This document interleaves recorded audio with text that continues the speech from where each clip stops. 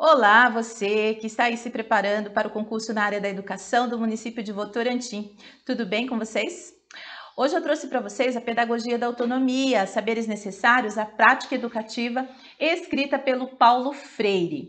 O Paulo Freire foi um grande educador brasileiro, que se foi no ano de 1997 e a sua obra é uma obra conhecida mundialmente, E aí, nesse livro, A Pedagogia da Autonomia, que é um livro muito gostoso de se ler, o Paulo Freire traz para a gente, os saberes que ele julga que são necessários à prática educativa. Tá? Então, ele inicia falando sobre a necessidade de que o professor, seja ele crítico ou progressista, tem de refletir sobre os saberes necessários à sua prática. E aí ele faz uma comparação, Ele coloca que todo profissional, ele precisa ter saberes específicos da sua prática. Ele fala dos saberes que são necessários ao cozinheiro, Que ele precisa saber sobre o funcionamento da cozinha, O funcionamento da estrutura que ele vai ter ali, do fogão, da chama, e mais para frente, como cozinhar os alimentos, como combinar os temperos aí que vão deixar o alimento mais saboroso, Que vai fazer com que ele realmente seja um bom cozinheiro, E aí, diante de tudo isso, ele inicia a explanação sobre a prática educativa. E aí no capítulo 1, ele diz o seguinte: não há docência sem discência. Abrindo um parênteses, gente, eu vou trabalhar somente o capítulo 1, por duas razões. Uma, que eu não vou ter tempo para gravar os próximos vídeos, e também o concurso de vocês é amanhã. E a outra razão também é que se você tiver uma boa noção desse capítulo primeiro, do que ele trata, de como ele trata o assunto da formação do professor, você vai ter base para você poder responder a qualquer questão que possa vir que esteja relacionado ao Paulo Freire. Quando você bater o olho, você vai dizer assim: não, isso aqui é Paulo Freire, isso aqui não é Paulo Freire, ok? Vamos lá? Então, quando ele diz assim, não há docência sem discência, primeiro a gente precisa entender o que quer dizer a docência e o que quer dizer a discência. Então, a docência é a ação de ensinar e a discência é a ação de aprender. Então, quando ele fala nesse capítulo aqui, ele resume para a gente, com o título do capítulo, que não existe ensino se não houver aprendizagem. E aí, ele começa falando sobre as críticas à formação, onde o aluno, que é o futuro professor, vê o formador como sujeito em relação a ele, que se considera o objeto na relação ensino-aprendizagem. Então, na relação ensino-aprendizagem, ele fala muito de sujeito e de objeto. Então, quem é o sujeito? Quando você tem uma visão aonde o seu formador é o sujeito da situação, quem é o sujeito? O sujeito é aquele que vai manipular, Então, quem é o sujeito da frase? O sujeito da frase, quando a gente está estudando lá, a gente fala assim, o sujeito da frase é o termo mais importante da frase, é quem vai realizar a ação, E o objeto é aquele que está ali para receber a ação do sujeito. Então, o Paulo Freire diz que quando você inicia os seus estudos em pedagogia e você tem esta visão de que o professor é o sujeito do ensino e vai trazer para você os conhecimentos de que você precisa para você realizar o seu trabalho ali depois de formado na sua sala de aula, já está tudo errado, Porque você não é simplesmente o objeto. Em alguns momentos, você vai ser o sujeito. Em alguns momentos, você vai ser o objeto da situação. Então, você precisa saber, já no início da sua formação, se colocar nesse lugar, tanto de sujeito da situação, porque a aprendizagem é sua, você precisa buscar conhecimentos, você precisa desenvolver a criticidade com relação àquilo que está sendo passado para você, né? E algumas vezes você vai ser o objeto no sentido de que você está sendo transformado pela ação de uma outra pessoa, no sentido de que ela vai trazer conhecimentos de que você ainda não tinha, né? E isso vai se repetir aí na sua vida profissional, tá? Então, por isso que ele deixa bem claro aí no início que se você tem essa visão de que o aluno é sempre o objeto e o professor é sempre o sujeito da situação, é dessa forma que você vai agir quando você se formar dentro da sala de aula. E isso ele critica, ele não acha que isso seja uma coisa legal, tá? E aí ele fala que formar não é uma opção pela qual o sujeito criador dá forma, estilo ou alma a um corpo indeciso e acomodado. Ou seja, aquilo que a gente falou, né? Então, a formação, ela não se trata de um sujeito que vai trazer uma formação, vai moldar um objeto da forma como esse sujeito acredita que seja o certo, né? Então, o processo de ensino-aprendizagem, ele requer muito mais envolvimento do sujeito, mas o sujeito enquanto educando. O educando precisa ser o sujeito da situação, muitas vezes, e ele precisa estar envolvido nessas aprendizagens. Ensinar não é transferir conhecimentos, conteúdos. Então, essa é uma frase clássica do Paulo Freire que cai muito em concurso, né? Então, ensinar não é transferir conhecimentos, os conteúdos, né? Quando eu ensino, eu não estou transferindo conhecimentos, eu estou servindo de ponte para que o meu aluno, o aprendiz, né, que é o sujeito da sua aprendizagem, para que ele possa construir os conhecimentos com base naquela ponte, né, que eu estou sendo. Ele vai construir as aprendizagens dele a partir dos meus conhecimentos, né? Mas a partir dos conhecimentos prévios dele também, a partir da experiência de vida que ele tem. Então, esse é o educando sujeito. Não há docência sem discência e seus sujeitos não se reduzem à condição de objeto um do outro. Olha lá, gente. Então, não há docência sem discência, ou seja, não existe ensino sem aprendizagem.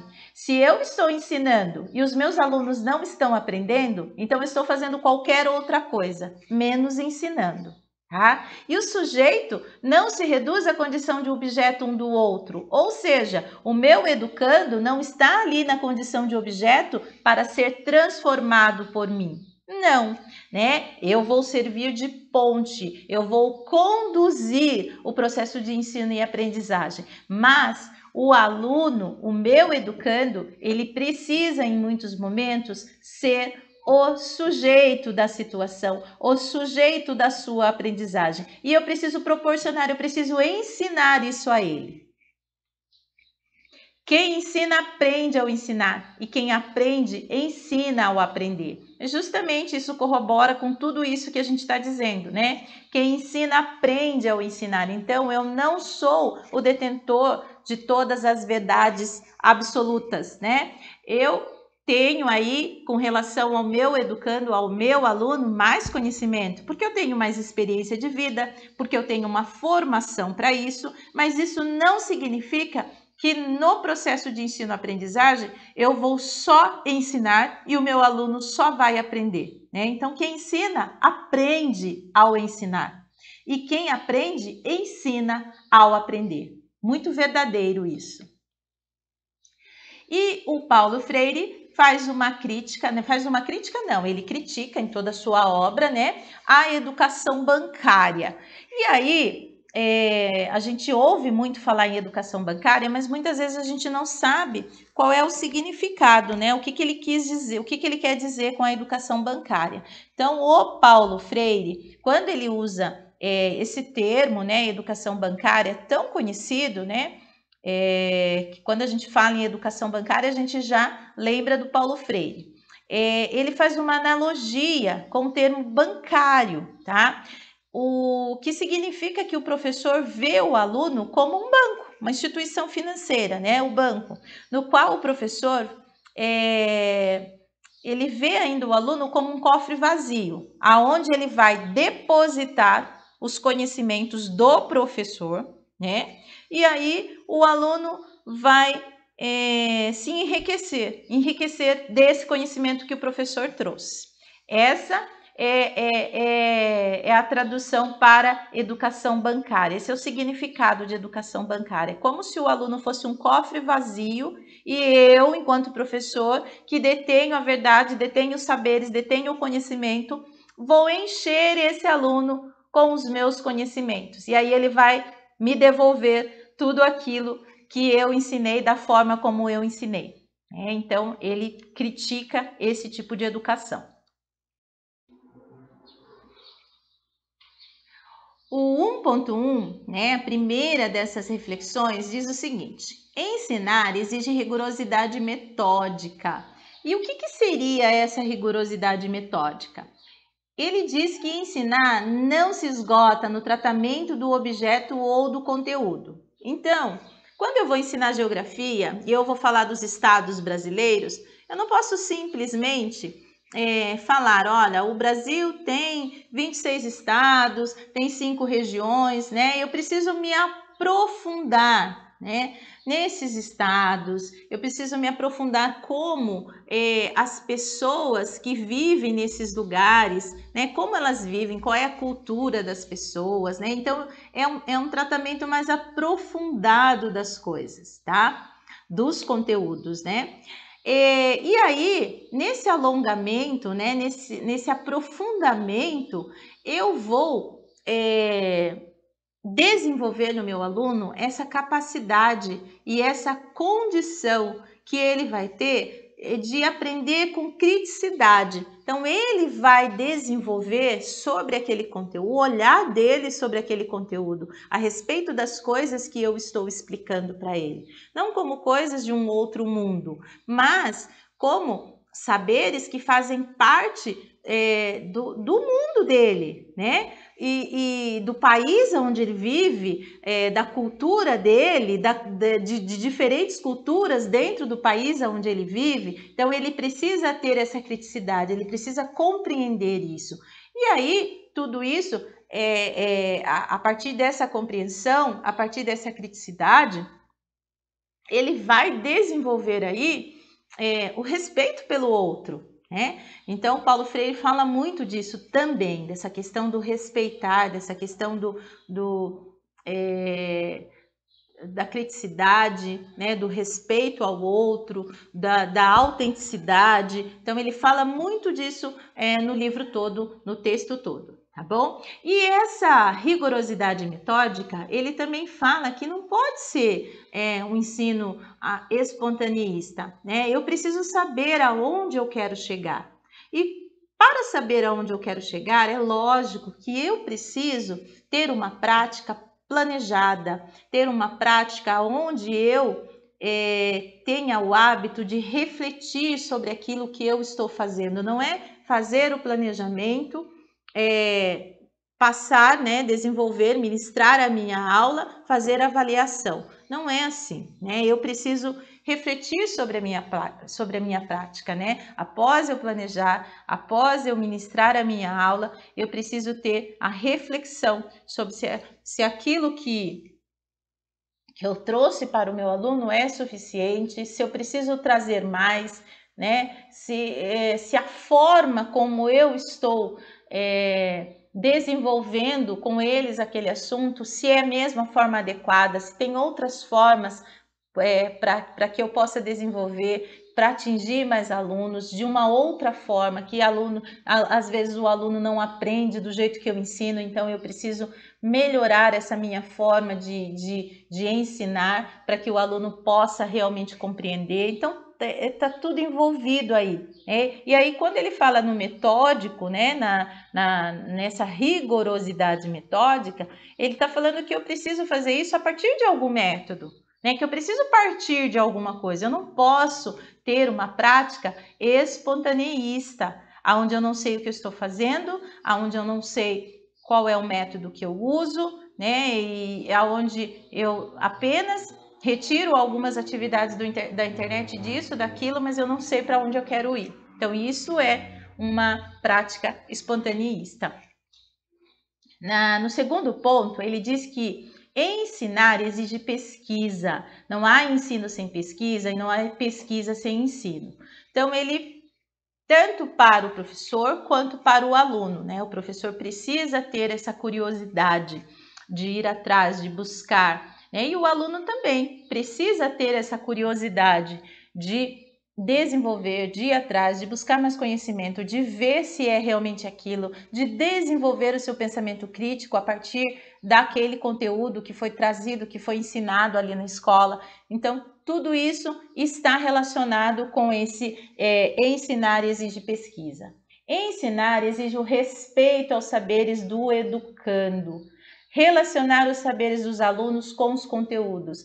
Vejam bem, gente, ninguém está falando aqui que o Paulo Freire não fala em conteúdo, né? Ele fala em conteúdo e ele fala da importância de se ter conteúdos, da importância que precisa. Afinal de contas, a escola, ela existe para isso, né? A escola é a instituição que que é responsável por trazer lá os conteúdos dos saberes produzidos historicamente, né? Senão, não precisaria existir a escola.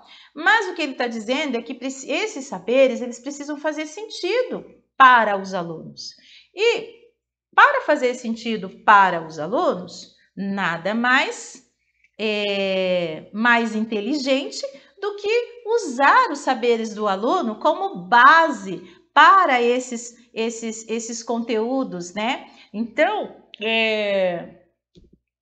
você precisa respeitar esses saberes, entender que o aluno não é um cofre vazio, que você não vai apenas depositar conhecimento lá. Então, você vai olhar, vai buscar quais são as curiosidades, quais são os saberes que esse aluno já traz, né? E aí, a partir disso, você vai relacionar os conteúdos que você precisa passar para esse aluno, tá bom? O quarto diz que ensinar exige criticidade, né? Que é uma coisa assim bem recorrente nesse livro, né? A palavra criticidade, crítico, desenvolvimento dessa criticidade, né? A criticidade é a transformação da curiosidade ingênua em curiosidade epistemológica. A epistemológica também é um termo que aparece bastante e a epistemologia ela é relativa ao conhecimento humano, tá? Então, toda vez que aparecer epistemológico, né, é relativo ao conhecimento humano, tá bom?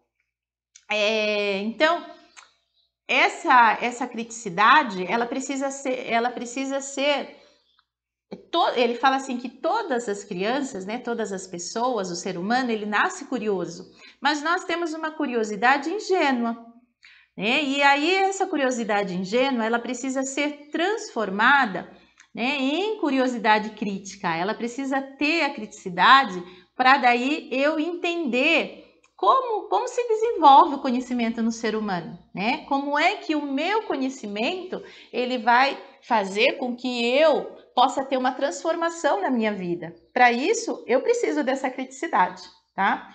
Essa curiosidade aí é que vai nos defender de irracionalismos produzidos pelo excesso de racionalidades do tempo altamente tecnologizado. Então, ele diz nesse trecho que ele não é contra a tecnologia, mas ele é contra, sim, ao irracionalismo com que, às vezes, muitas vezes, as pessoas usam a tecnologia, né? Como se a tecnologia fosse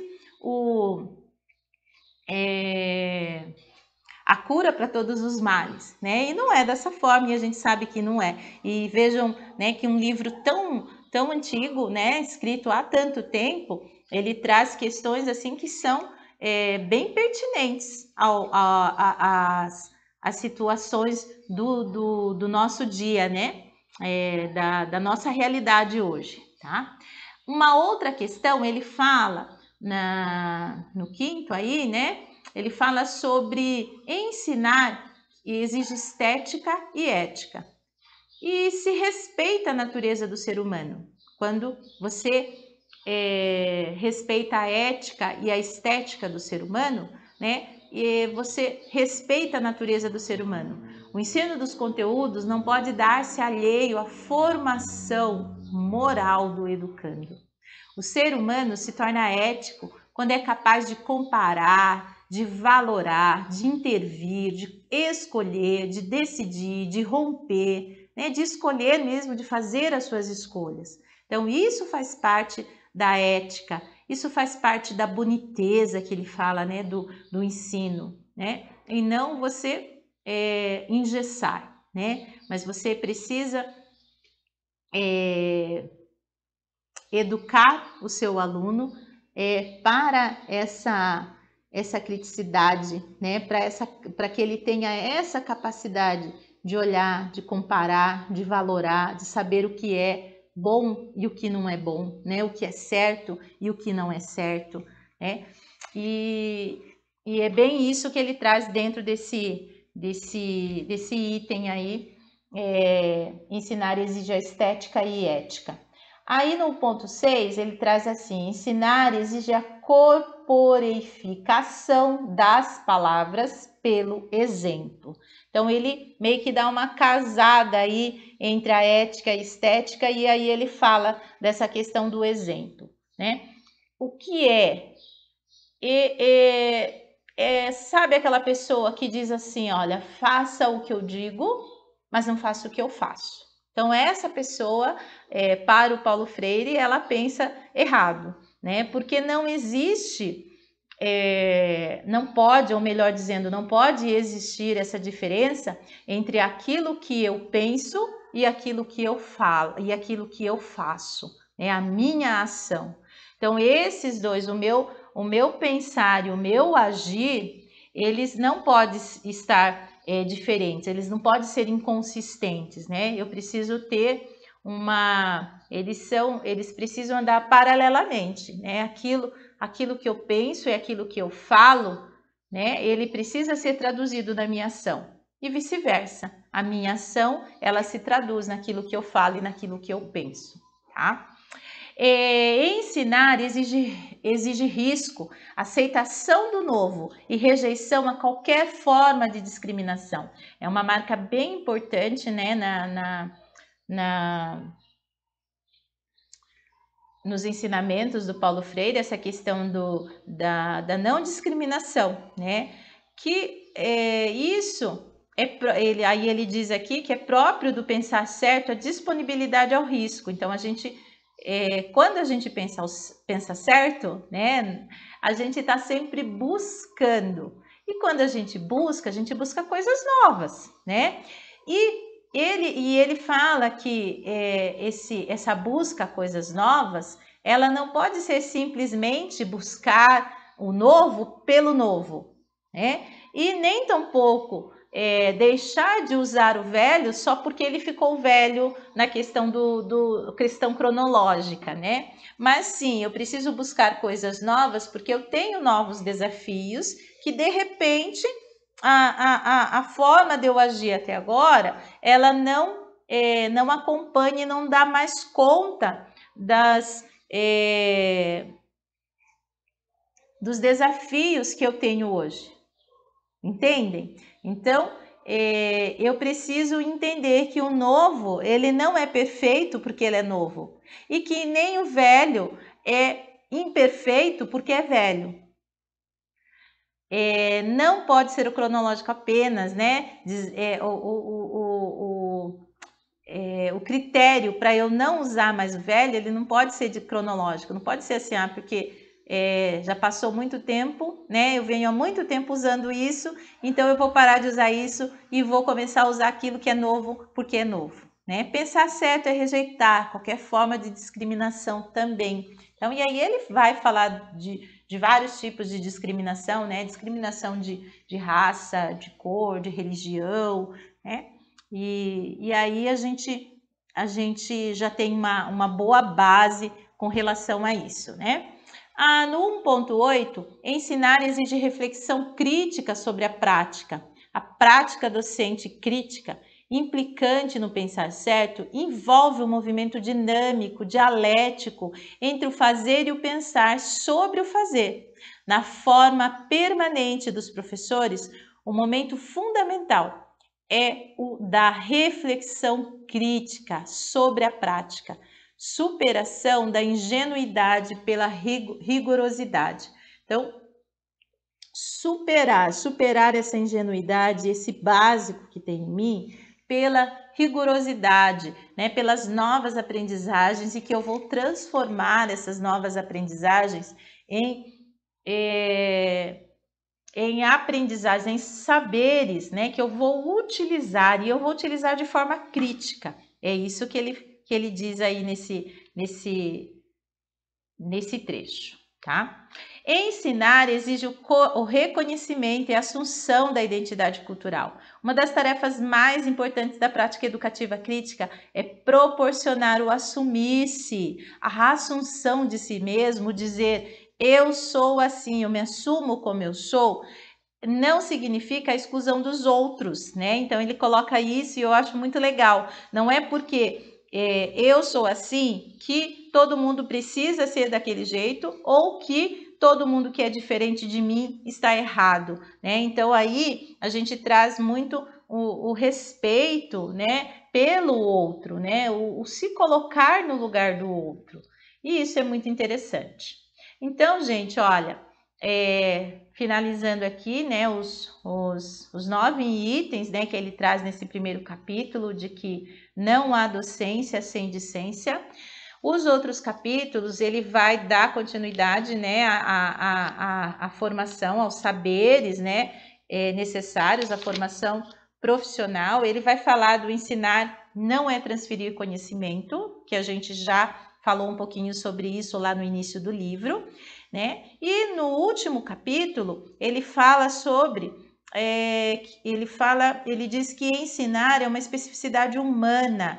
Então, e aí ele fala justamente sobre essa formação, o quanto eu preciso estar seguro, né? O quanto eu preciso saber o que eu estou fazendo para que eu possa desenvolver um bom trabalho. Tá? E aí ele fala da questão do estudo, da pesquisa, da busca dos novos conhecimentos, né? E ele fala que isso é muito importante, mas não é uma condição única, né? Porque ele fala que existem profissionais que têm essa formação, né, acadêmica, mas isso não significa que ele vai ter uma boa prática só porque ele tem uma formação acadêmica, né? Mas é uma condição, mas ela é uma condição necessária, mas ela não é a única condição. Então, ele fala do ser solidário, né? Da solidariedade da aprendizagem, né?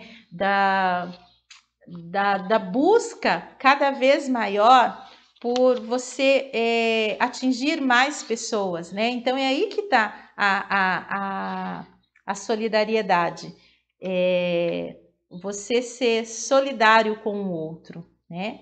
Então, e ele fala do diálogo, da importância do diálogo no processo de ensino e aprendizagem, que eu preciso saber escutar, né? Que eu preciso entender o meu aluno como alguém que sabe menos do que eu, mas que sabe. Então, eu preciso escutar, tá? E aí, gente, eu espero que eu tenha conseguido passar para vocês algumas coisas que, né, importantes sobre esses saberes, né, que o Paulo Freire diz que todos nós precisamos saber, precisamos desenvolver para ter uma prática boa, uma prática de excelência, uma prática de qualidade, tá bom? Eu espero que vocês tenham gostado da aula, eu espero que vocês tenham sucesso aí no que vocês programaram, né? Que vocês alcancem realmente os objetivos de vocês. E, assim, uma dica é que vocês, né, tenham calma na hora de resolver as questões, que acreditem, né, naquilo que vocês fizeram, no trabalho que vocês fizeram durante esse período de estudo aí, tá bom? Até mais, até a próxima, e pode deixar o comentário aí, quem passar no concurso, quem vir alguma questão do concurso que eu tenha falado, né, o conteúdo aqui, pode deixar um comentário aí que eu vou ficar feliz, tá bom? Obrigada pela atenção de vocês. Beijo no coração de todos e boa sorte amanhã.